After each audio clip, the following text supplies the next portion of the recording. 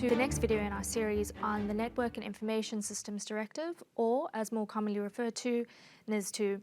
In this video, we'll be discussing risk management measures and the reporting regime under NIS2. I'm joined here today by my colleague, Fionn Henderson, from the Technology and Innovation Group. Fionn, you're very welcome here today. Thank you, Vivian. So, I understand that NIS2 is more prescriptive regarding cybersecurity risk management measures.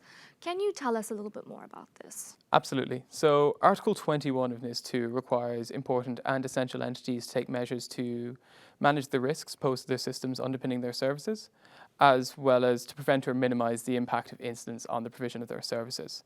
These have to be based on an all-hazards approach that aim to protect not only the systems themselves, but also the physical environment.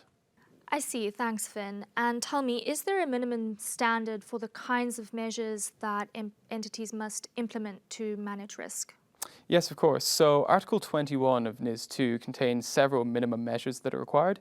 These include having basic policies and procedures in place, introducing basic cyber hygiene practices, and implementing multi-factor authentication solutions. That's very informative, thank you.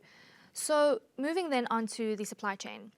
Will NIS2 affect the way that entities deal with or contract with their suppliers? Sure, so the answer to this one is potentially. Entities must undertake due diligence on their supply chain. However, in respective contracts with suppliers, they're merely encouraged to include risk management measures. That's interesting, thanks Fionn. So it seems that the lift required for organizations to comply with and to implement the requirements of NIS2 would depend largely on whether they already have any of these measures in place, and certainly identifying any of the measures on which they can build.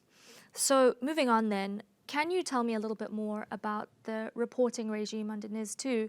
Specifically, can you tell us how entities will know which incidents need to be reported? So only significant incidents need to be reported to CSIRT, and broadly the assessment under NIS2 revolves around factors such as operational disruption, financial loss, as well as damage to others. And can you tell me a little bit of what's required under the reporting regime itself? Sure. So NIS2 does introduce an incident reporting process on the occurrence of significant events, and this takes place in 4 stages. First is the early warning, which is due 24 hours having become aware of the significant incident.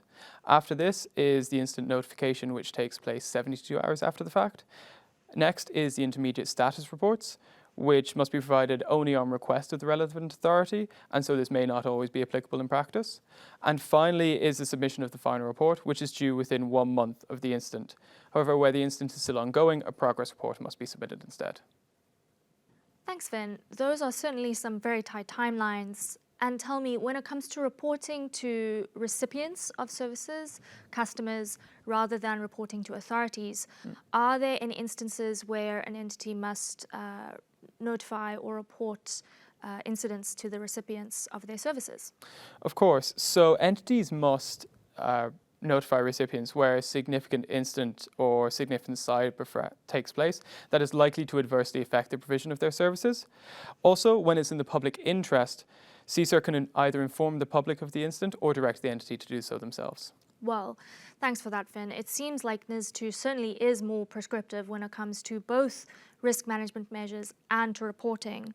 So tell me then, what can organizations do practically to prepare for all of this?